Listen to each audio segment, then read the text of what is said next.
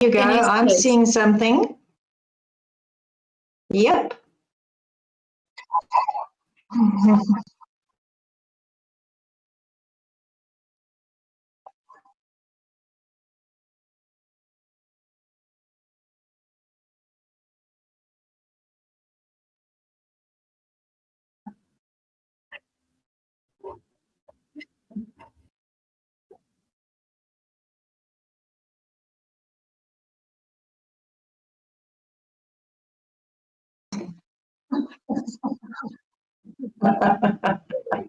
Thank you, Neen. Well, if we weren't feeling good about ourselves, we certainly are now. Thank you for your introduction.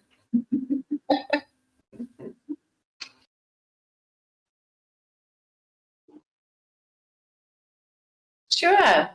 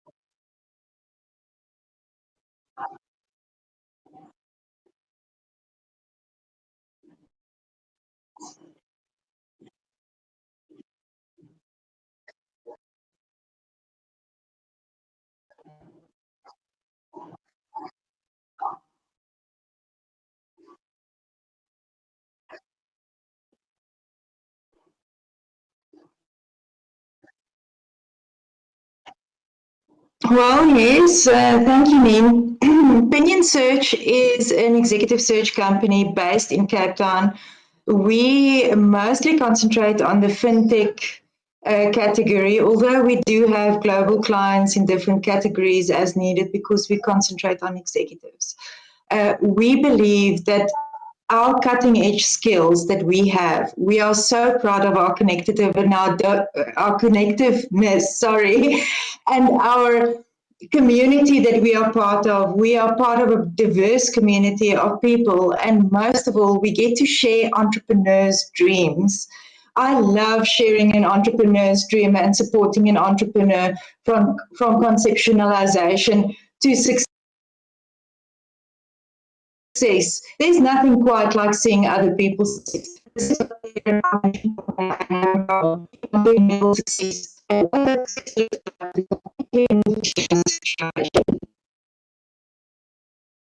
Thanks, Neen.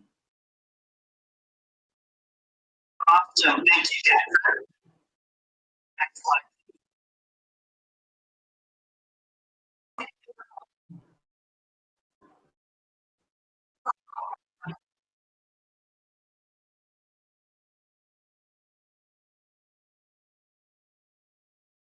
Well, thank you. Thank you again, me up again. Can you believe it?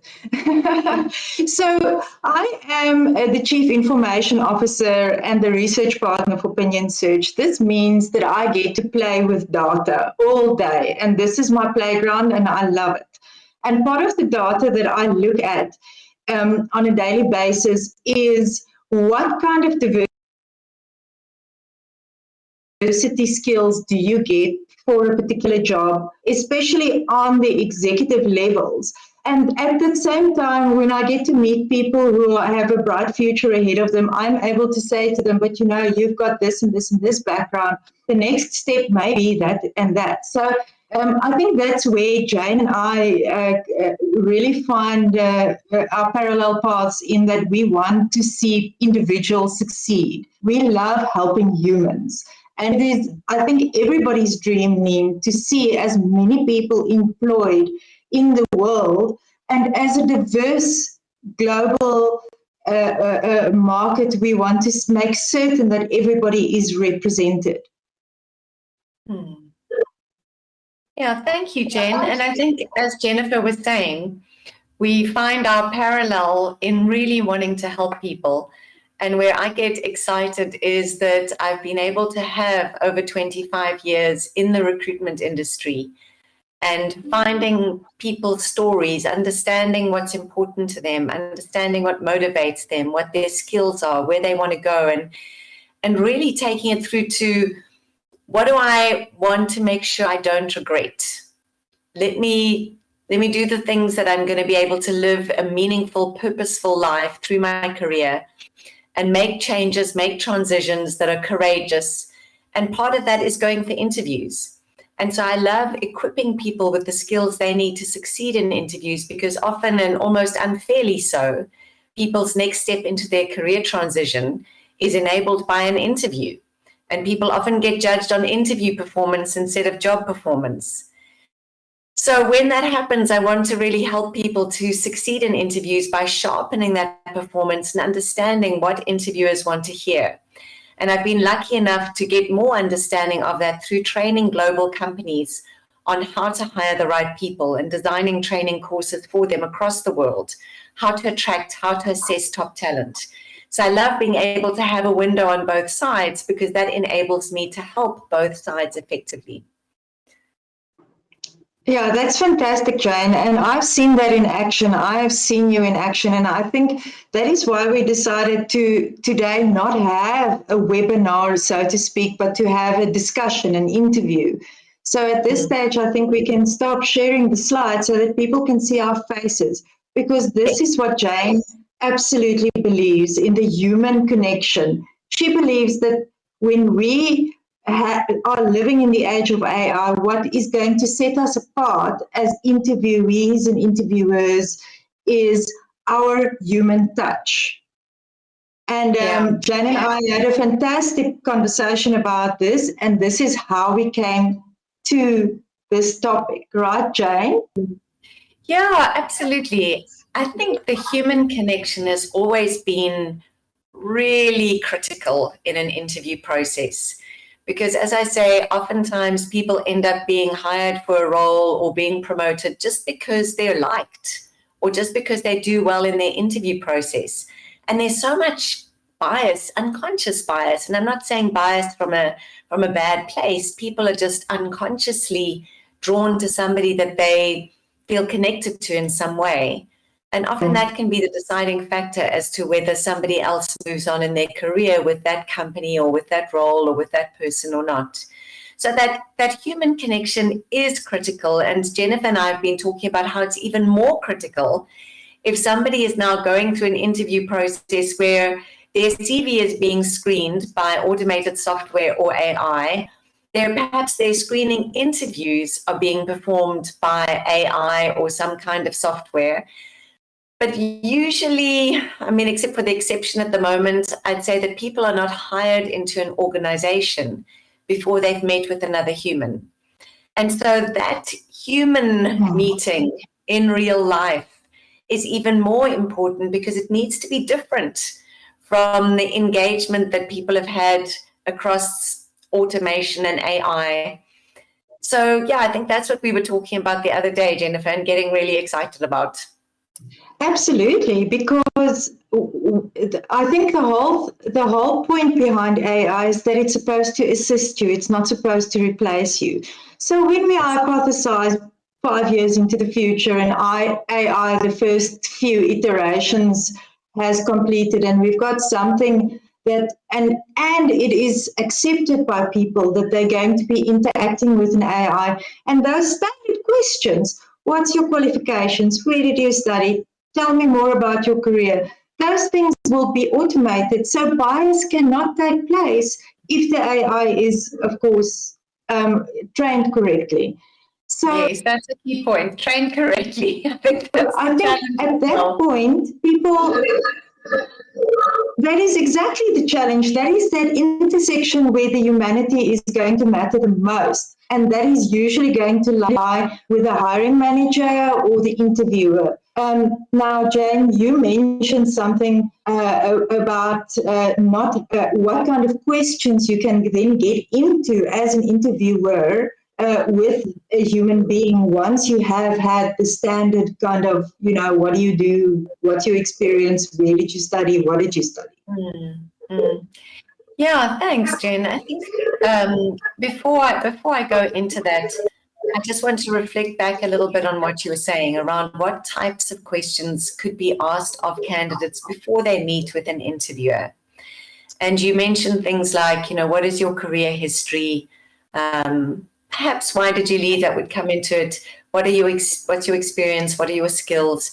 So those kinds of things can be covered from an interviewer's perspective, where they can learn more about the candidate on those nuts and bolts as to how the candidate matches the role and matches the organizational requirements, and even perhaps some of the future of work skills that have been identified by so many companies, McKinsey, PwC, all of these companies writing about the skills for the future of work and what people need to have by the year 2030. And there's so much of that out there. But so I think the one thing that really helps in knowing that information beforehand is it's not just about knowing information. It's about helping people get comfortable with the process.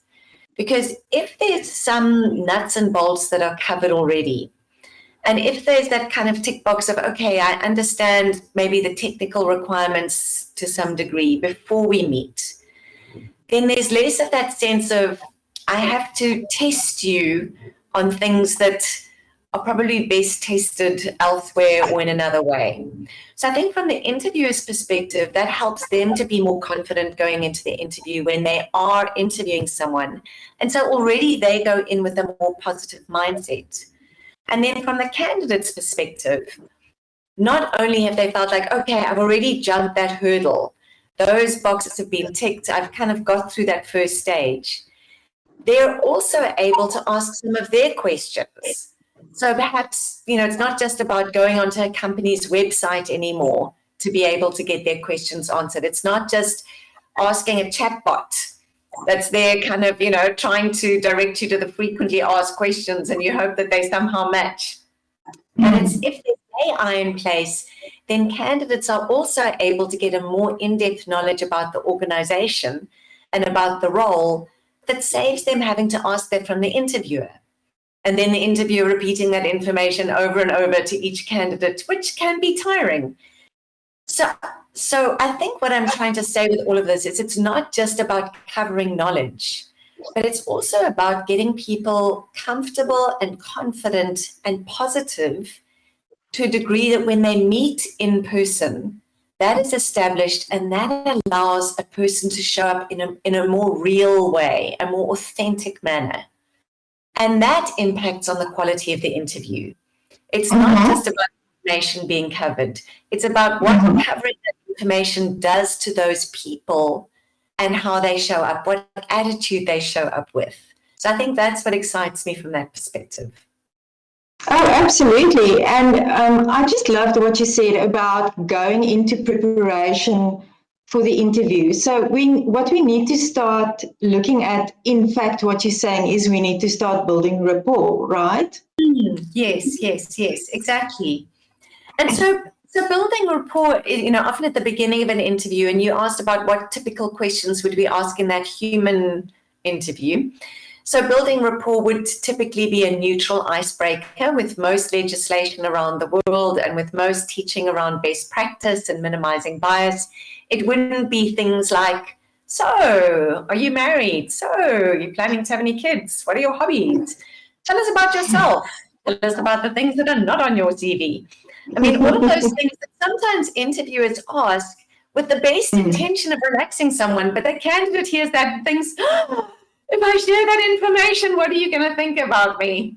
I think my worst question, then I always share this, is when I was sitting in observing an interviewer interviewing a candidate, and he thought, I really want to relax this candidate. So right at the beginning, before they started, he said to the candidate, so what soccer team do you support? And I think it was one of those moments where I saw the candidate literally go pale and say, so what soccer team do you support? But I mean, this person was so afraid. Like, so I think there are those icebreaker moments that can be overcome if we've built a little bit of rapport before we actually get to that human side. So it could be more of a reflection on how have you found the process so far? What questions did you find easy to ask? Which questions did you find challenging to ask? What did you think about the AI that we're using? So it's almost discussing something that's a neutral ground that allows people to be on a more balanced, equal footing as interviewer and candidate. Because we know that interviews, especially with scarce skills, are more and more two-way these days. It's not just who shall I select for the organization. The candidate, I heard of someone who had 28 offers on the table the other day. The candidate is also thinking, okay, which company do I want to select? Now, granted, not always at the beginning of your career and not until you've maybe built up that scarce skill. But then once you're into that momentum of a more human approach, you still don't want to bring in those biased questions and think, great, now it's my opportunity to go off the CV and discuss personal things. But then I think something we talked about the other day that we really liked is the sense of now I can really get into topics around meaning and purpose and belief structures. Because those are the things that we couldn't really cover from the automated AI perspective. And also because that kind of communication, like any communication, is two-way. It feeds off one another. It's not just you ask me a question, I speak into a screen, or I type out this text and there it is. It's not a presentation. So I think in that interaction, we're really able to access what motivates somebody.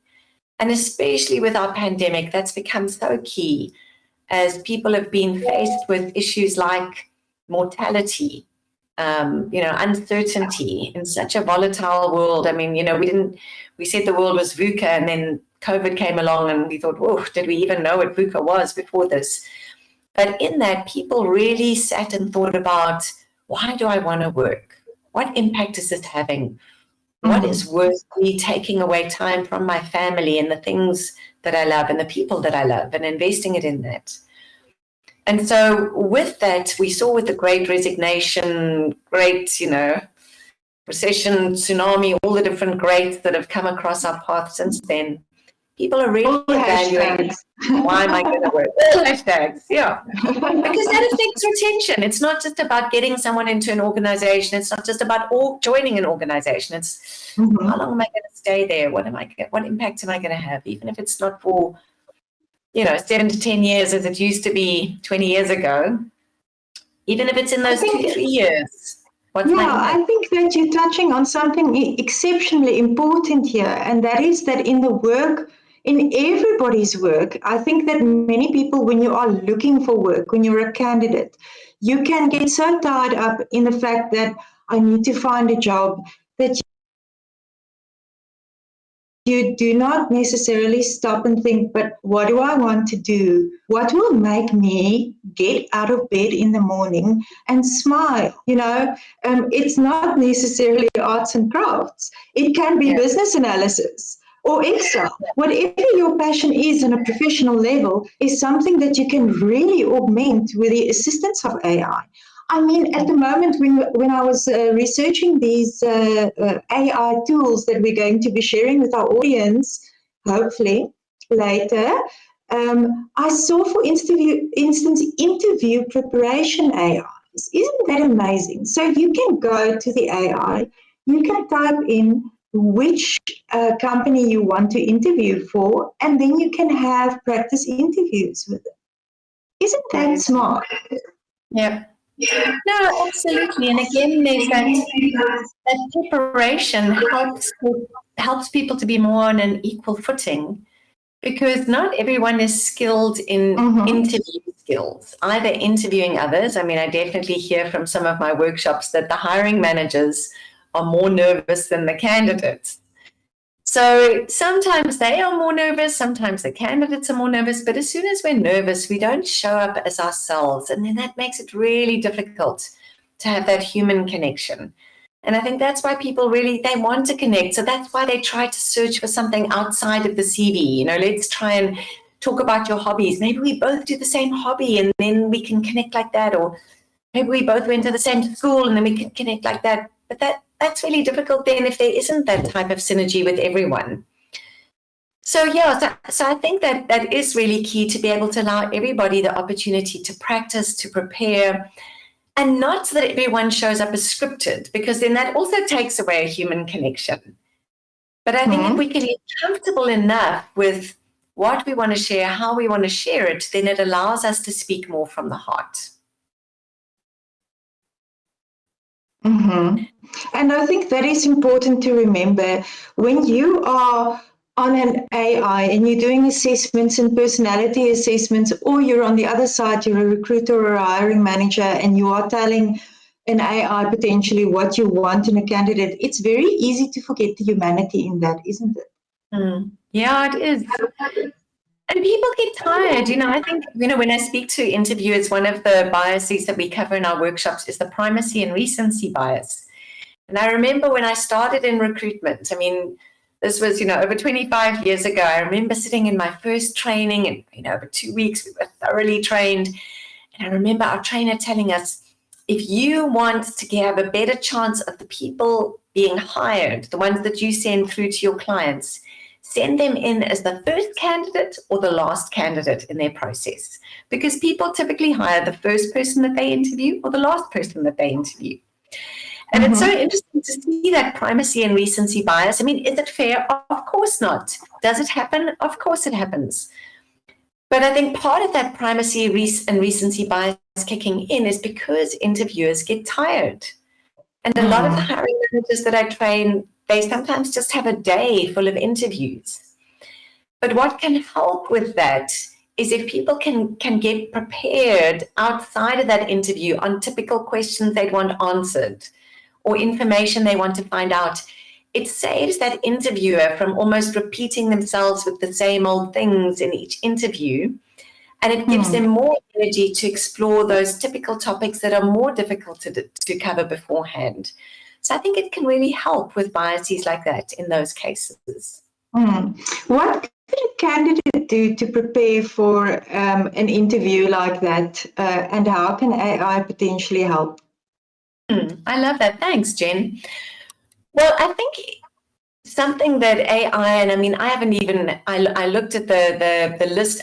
There's so much out there. There's so much being developed. And as I was speaking to an AI engineer the other day, he was saying, even if you learn all the AI tools that there are available at the moment, in 2 months' time, those will be outdated and there'll be new ones. So it's a battle to keep up. And I think we need to just focus on the ones that are going to be able to help us with the skills we need right now.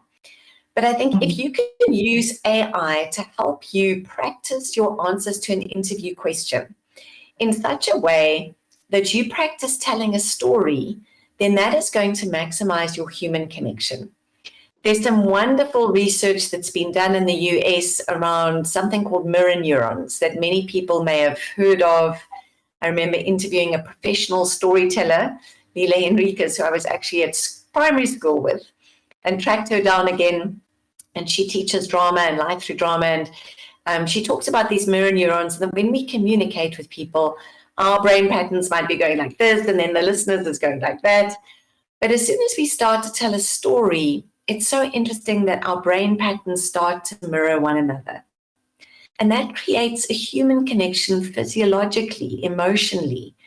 And as soon as there's that connection, just through telling a story where someone can visualize what someone else is saying, that minimizes bias and allows everyone to have that connection. So what I would encourage candidates to do is practice your storytelling skills. As Lila said in one interview where I was interviewing her, is don't go over 2 minutes. Try to keep it to a minute or two. The human brain starts to kind of, what do I focus on after I've got that amount of information?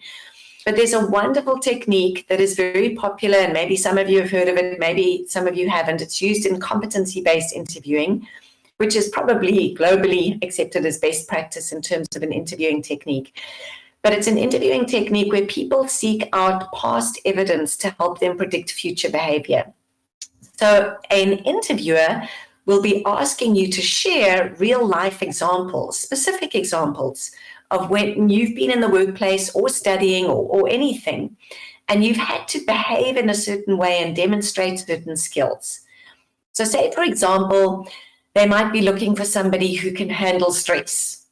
Instead of the interviewer just asking, so what are your strengths? And listening out to see if you mention stress tolerance, or saying, so how do you handle stress? And then you say, well, really well.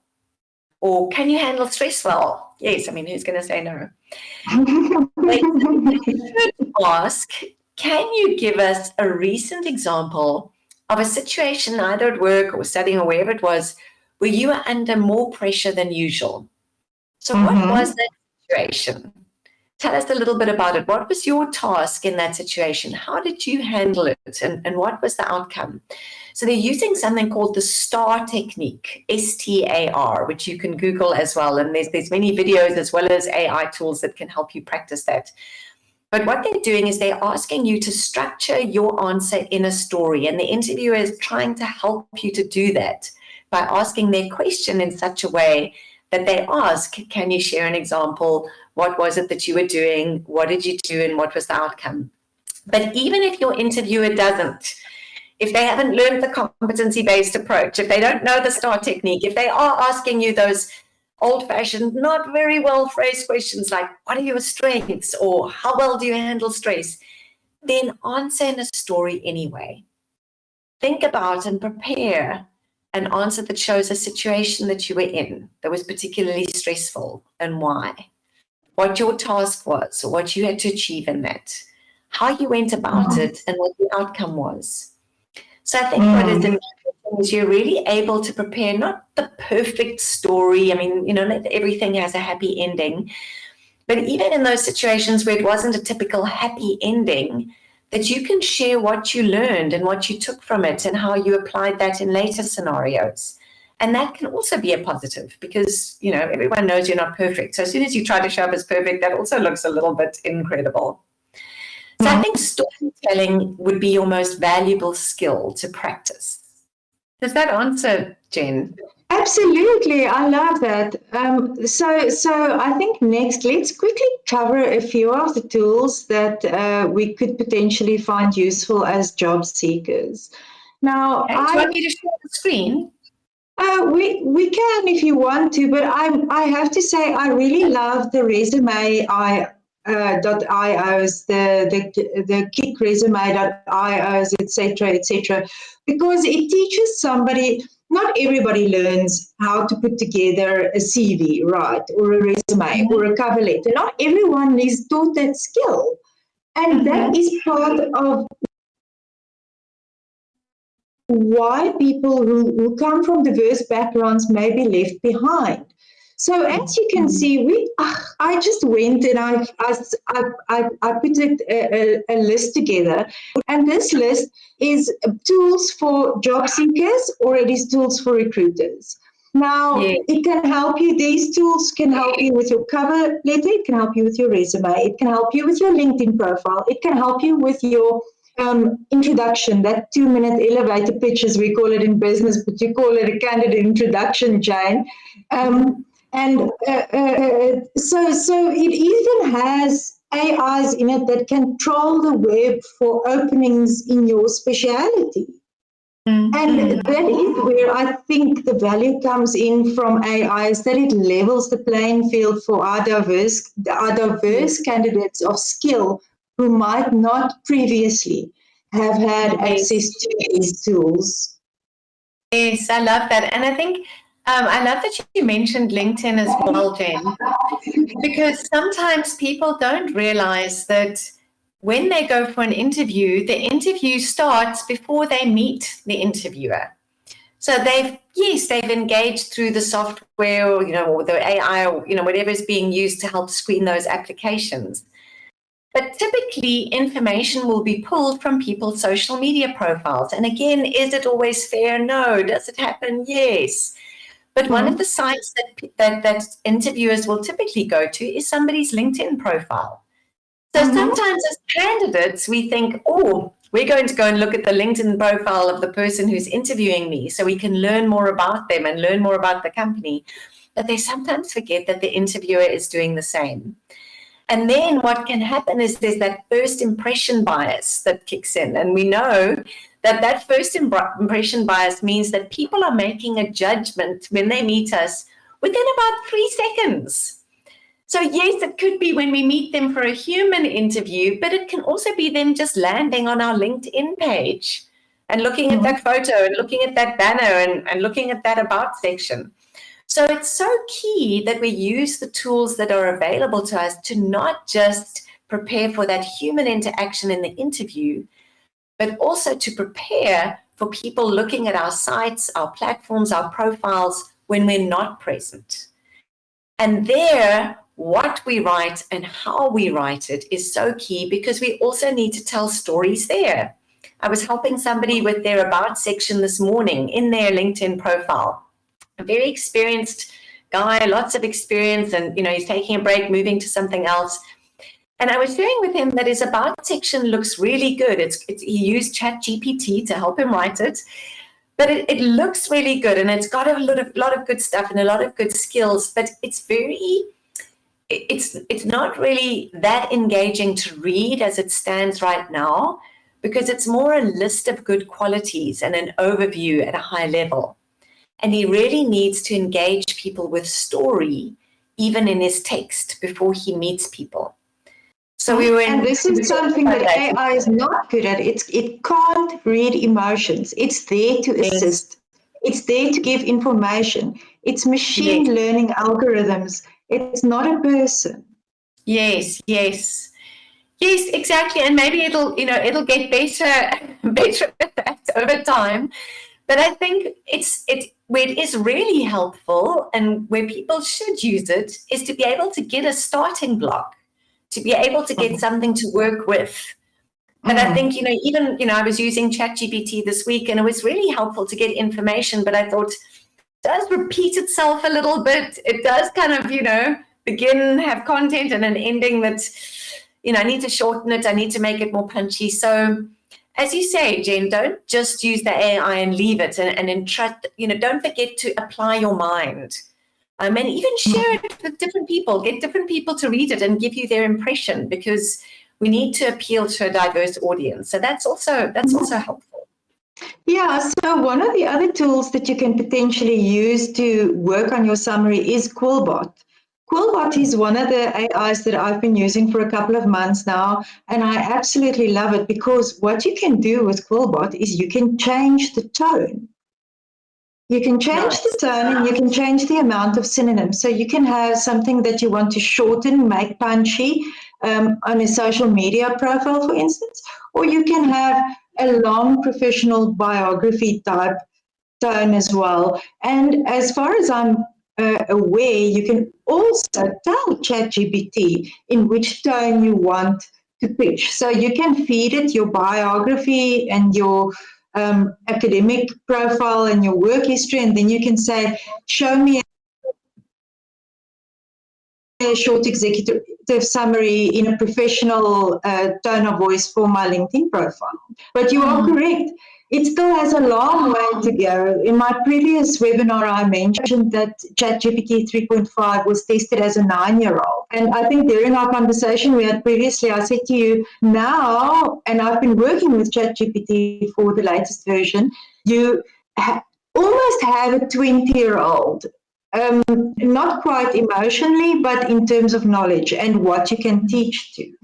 You just have to be aware. And this is why I saw, for instance, yesterday, OpenAI, Neen mentioned last time, has a free chat, a prompt engineering course. And Google also advertised today that they've got a free prompt engineering course.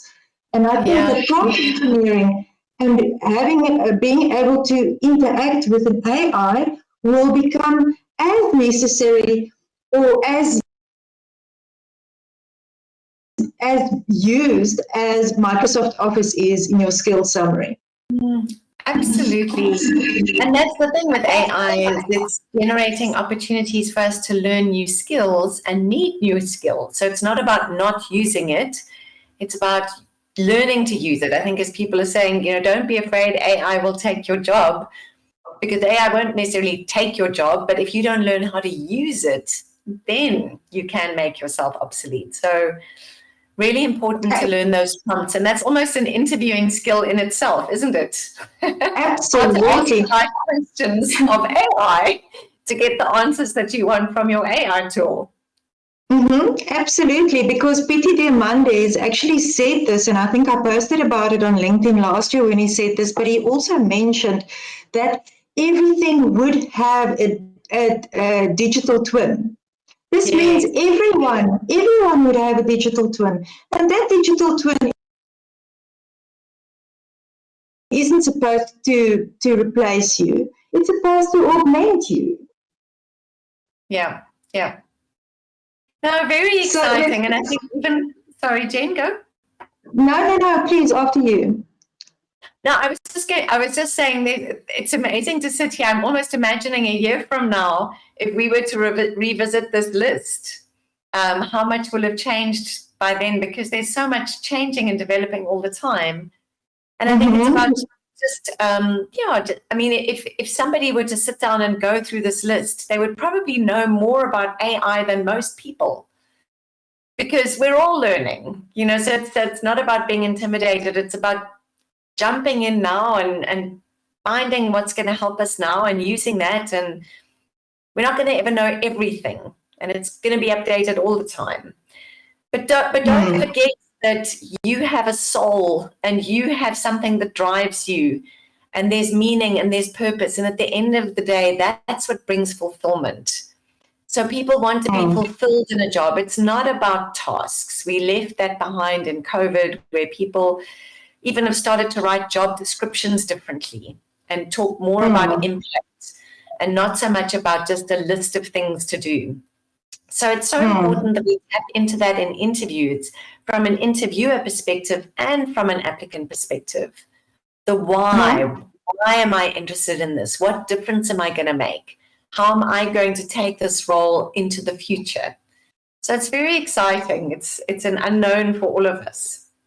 Absolutely. I think I still wanted to mention my friend Audrey, who passed away a couple of years ago. It's actually her birthday today, so I'm happy that we get to speak about her.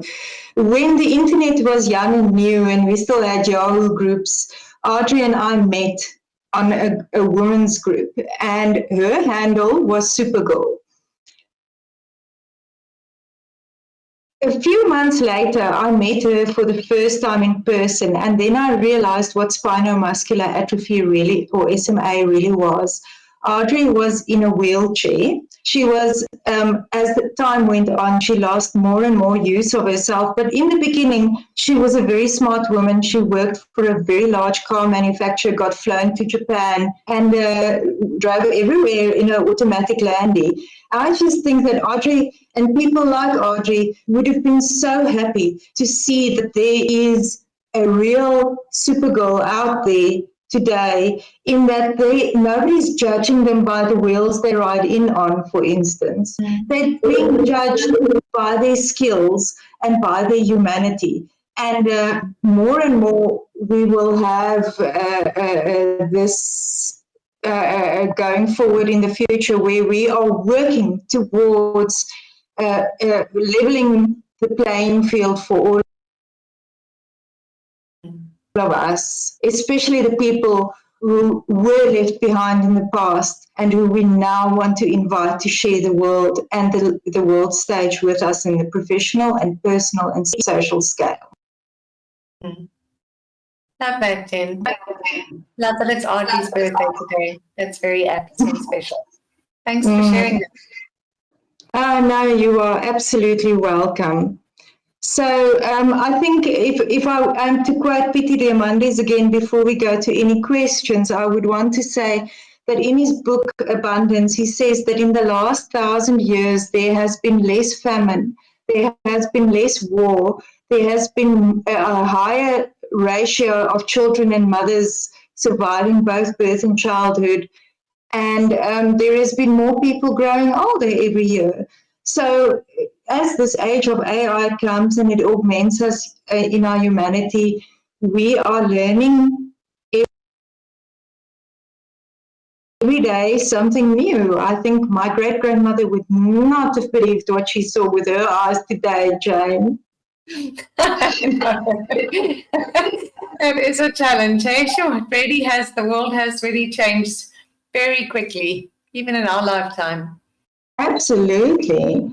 So I don't know if we've got any questions this evening regarding the subject that we've been speaking about.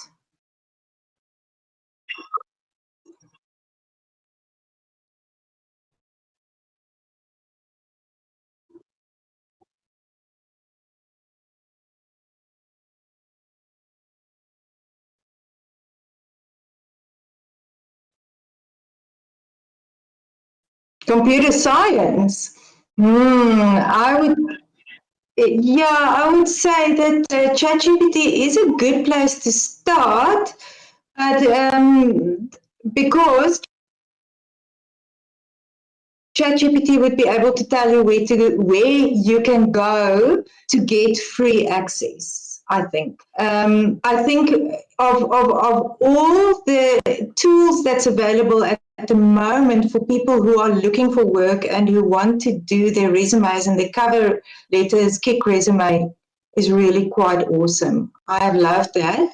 And then if you've got presentations, like if you've got a long document that you have to change into a presentation, personally, I like Tome quite a bit. I love this.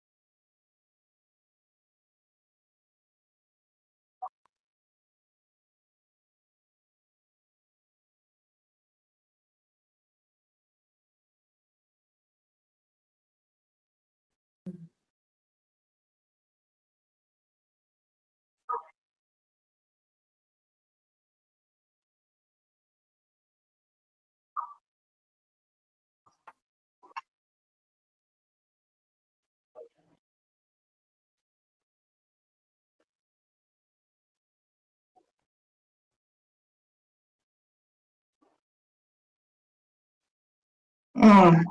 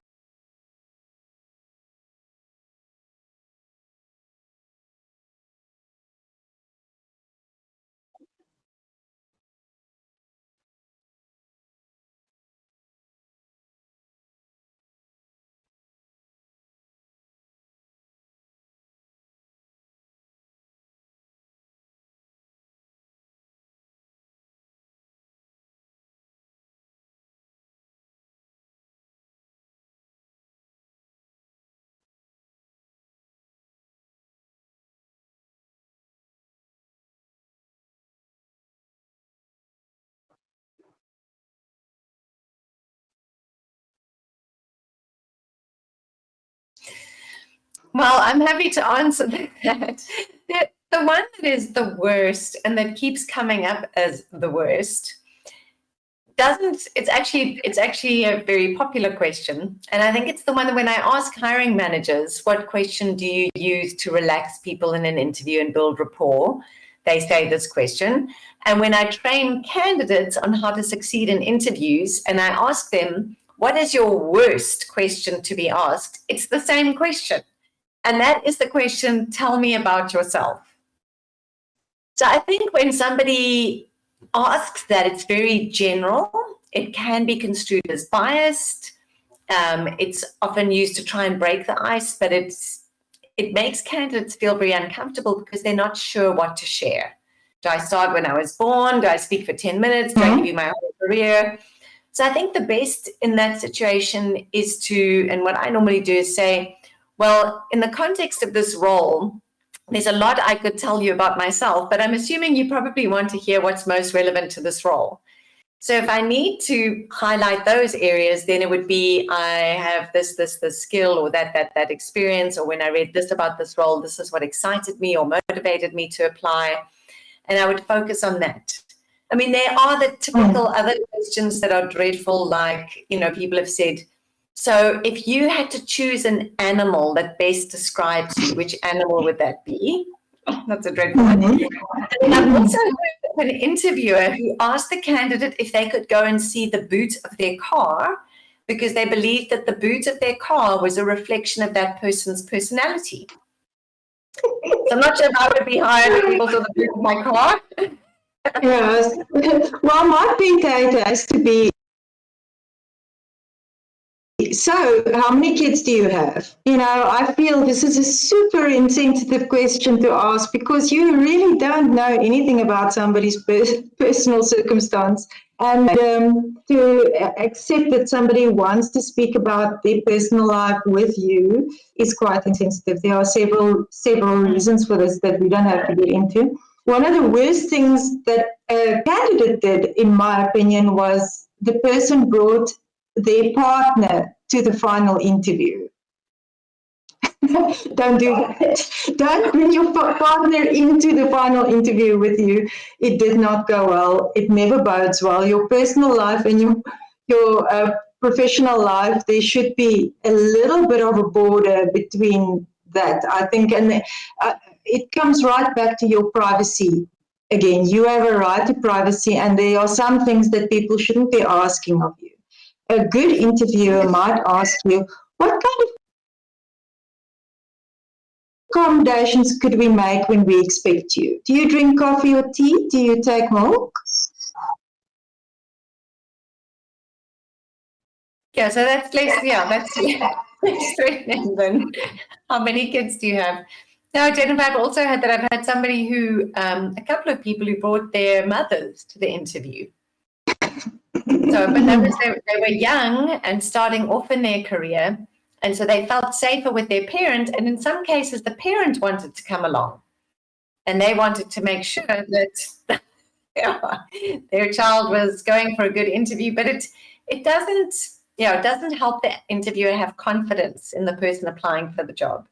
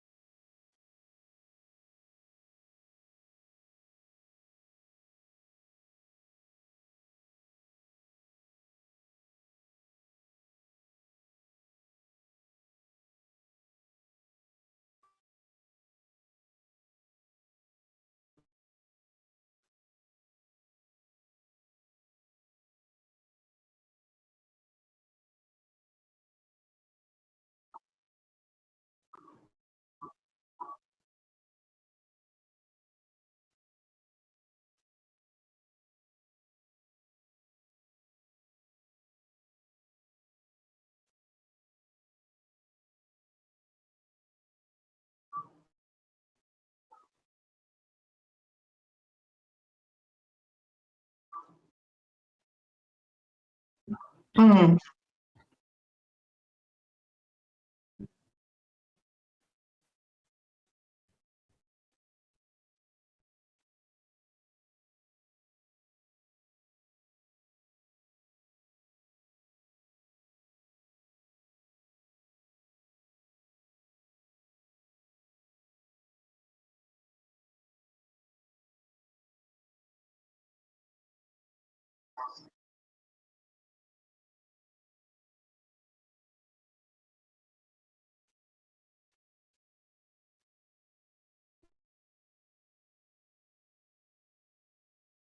Well, I think it all depends on how you train your AI, Jane. Don't you agree? If you are Yes. going to put in anti-bias training into your AI before you are asking it a question, or before you ask it to be unbiased in its answers, then it would be more unbiased.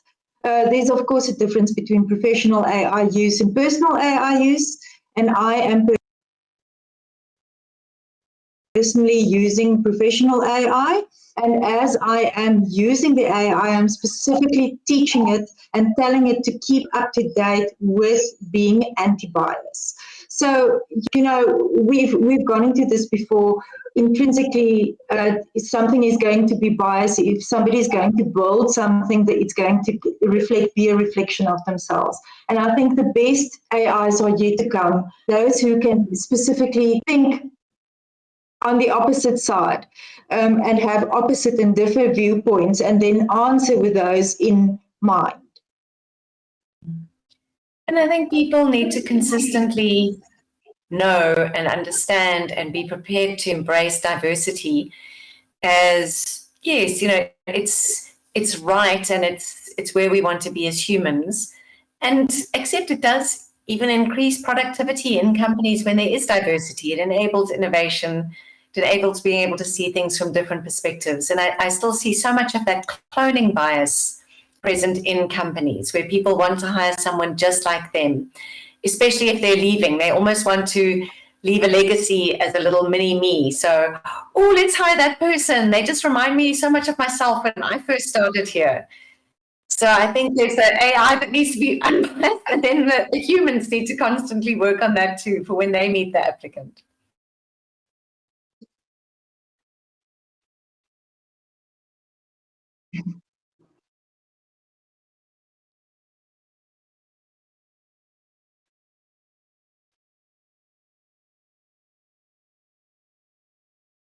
Mm. Mm. Mm.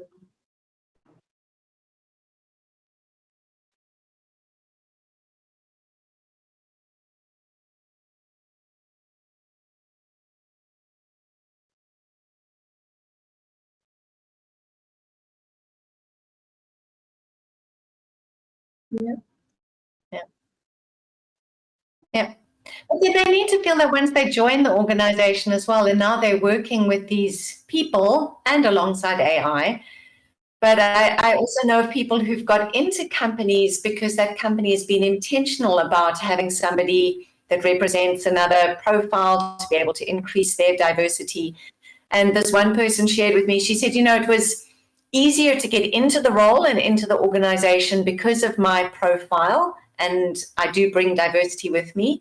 She said, but the challenge was, once I was in, is getting people to take me seriously, because I felt like they were looking at me saying, oh, you're actually only here because you represent a diverse profile that we don't have. So there's the getting in, and then there's when you're at work, being able to engage as an equal, or someone who has opportunity for promotion or has a voice. Yeah.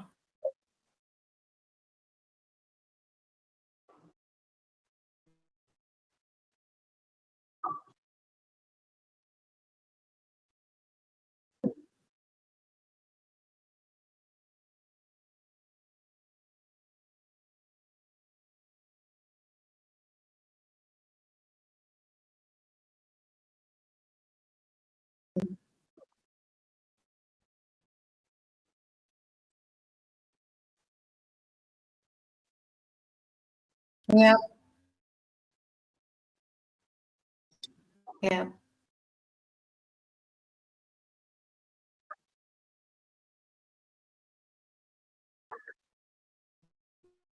Jane, the stage is yours. Oh, I want to thank you so much, because I've really loved this. And I think I just want to iterate that the beauty of bringing humans together is being able to create spaces where people feel safe enough to be themselves, where there's a sense of, I'm going to be honest with you, but honest in a kind way. There's space to make mistakes. There's space to be you and learn. And I think in that way, we bring the best out in each other. And that way, we really can grow as individuals and as organizations. So I know there's AI and I know there's automation, but I still love the human side and just the incredible magic that that brings when humans do connect. So thank you for this opportunity. I've loved it. And I love the work Yes, you do. thank you, Nini. Thank you for joining us today, Jane. Really much appreciated. And yes, the human connection is everything. Mm.